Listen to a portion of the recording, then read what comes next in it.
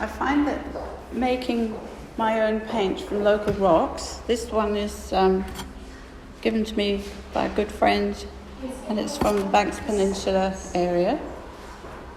So it's, as you can see, it's volcanic.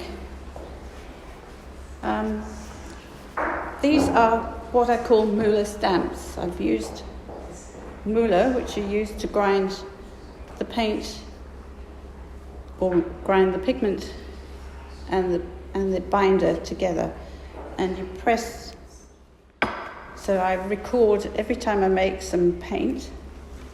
I put it in my test book and list where I got it from and the date and the fact that it's watercolour paint. So anyway, I'll show you now how I make paint. This is gum arabic binder, which you use with pigment, and I use a hammer to crush this rock. It's quite soft actually, but that's what I do. I take little chips off the main block and gradually crush them down, and you can finish it off in a pestle and mortar as well. Here's some paint that I crushed and turned into pigment previously. A good heaped teaspoon.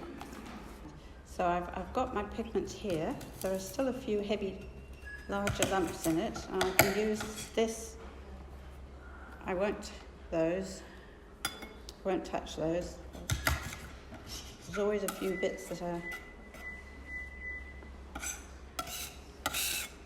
So I've made sure I've got pigments that's going to work well with the Mueller. I use a dispensing syringe to take up some of the gum arabic. This gum arabic binder is made with gum arabic, honey, glycerol, and a wetting agent, because sometimes the pigment will repel the water. So what I do is I add the binder to the pigment until I've got a paste, and every time each pigment requires a different amount of binder. Nearly there. In fact, I think that will do just about. I might put a drop more. There we go.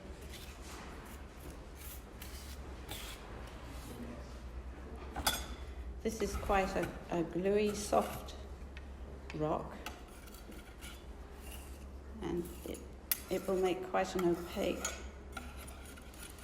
paint, which you can thin down to quite a pretty red.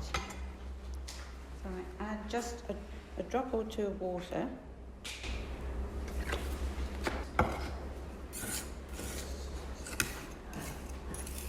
It makes a bit of a noise. There's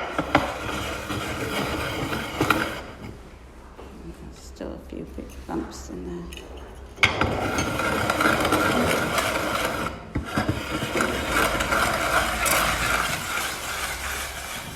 You can see how the colour comes out.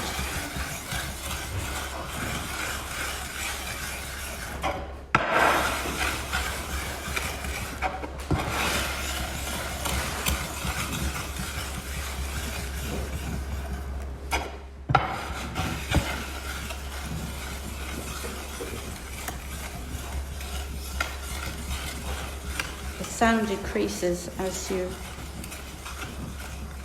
the tiny particles of pigment get coated with the glue. There's another.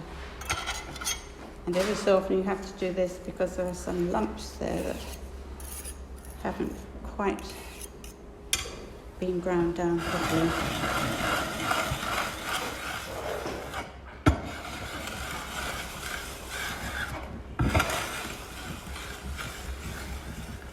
You can buy powdered pigment from many places.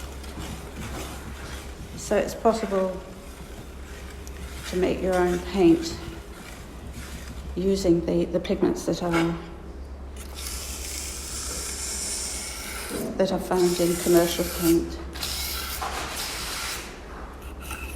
Well, that's quite good.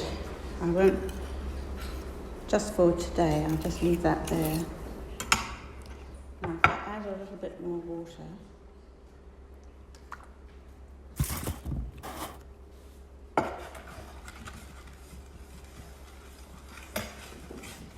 this is a very strong pigment, and this is the suction pattern that happens.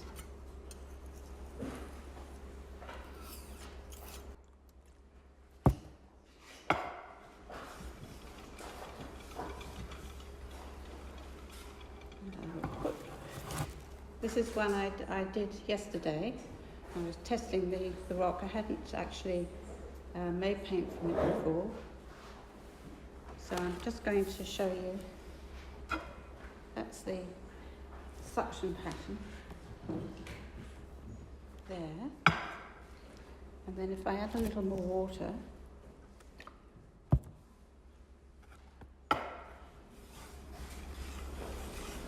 I will get one that's slightly paler. Now add even more water so that you get the different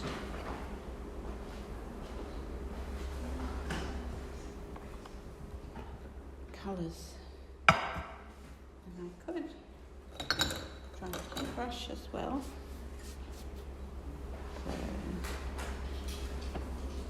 You can get quite a large number of tones of colour in it. And then what I normally do is I will gather up the pigment and put it in a little wine bottle top to keep, because you can keep this paint, being watercolour paint, and reactivate it with water.